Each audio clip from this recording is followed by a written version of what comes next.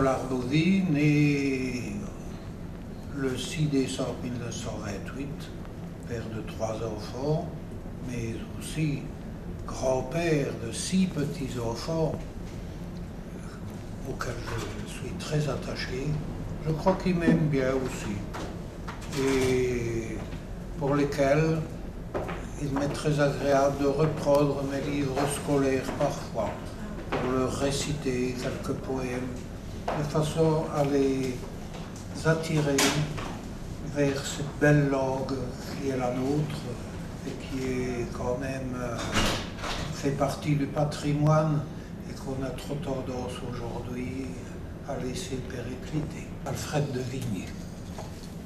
Les nuages couraient sur la lune enflammée, comme sur l'incendie où va faire la fumée, et les bois étaient noirs jusqu'à l'horizon. Nous marchions sans parler sur l'humide gazon de la bruyère épaisse et sur les hautes branches brodes, lorsque, sous les sapins, pareils à ceux des Landes, nous avons aperçu les grands ongles marqués par les loups voyageurs que nous avions traqués. Nous avons alors arrêté, retenant notre haleine et le pas suspendu.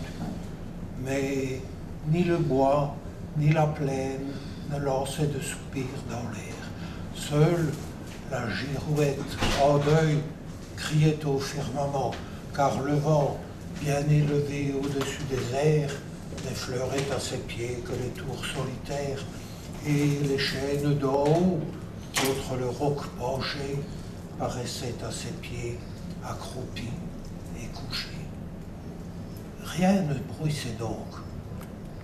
Quand le plus vieux des chasseurs qui s'était mis en tête à regarder le sol ainsi couchant, et Louis, que jusqu'ici jamais l'on ne prit en défaut, a déclaré tout bas que ces traces légères attestaient la démarche et les griffes puissantes de 2 grands loups cerviers et de 2 louveteaux. Nous avons alors préparé nos couteaux et, cachant nos fusils et leur lueur trop brève, nous allions pas à pas en écartant les branches. Soudain, 3 s'arrêtent, et moi, cherchant ce qu'ils voyaient, j'aperçois tout à coup 2 yeux qui flamboyaient, et je vois au-delà 4 formes légères qui dansaient sous la lune au milieu des bruyères, comme le font chaque jour lorsque revient leur maître, les lévriers joyeux. Mais les enfants du loup se jouaient en silence, sachant bien qu'à 2 pas, ne dormant qu'à demi, se couche dans ses murs l'homme, son ennemi. Le père était debout, les 2 pattes dressées par les crocs retenues dans le sable enfoncé, et plus loin contre un arbre, sa louve reposait, comme celle de marbre qu'adoraient les Romains Brutus et Romulus. Il s'est jugé perdu puisqu'il était surpris, sa retraite coupée et tous ses chemins pris. Alors, il a saisi dans sa gueule brûlante du chien le plus hardi la gorge pantelante et n'a pas desserré ses mâchoires de fer malgré nos coups de feu qui traversaient ses chairs et nos couteaux aigus qui, comme des tenailles, se croisaient en s'enfonçant dans ses larges entrailles. Jusqu'au dernier moment où le chien, étranglé, mort longtemps avant lui, à ses pieds a roulé. Le loup le quitte alors, et puis il nous regarde. Nos couteaux lui restaient au flanc jusqu'à la garde, le clouant au gazon, tout baigné de son sang. Il nous regarde encore, et puis il se recouche. Et, sans daigner savoir comment il a péri, refermant ses grands yeux, meurt sans pousser un cri.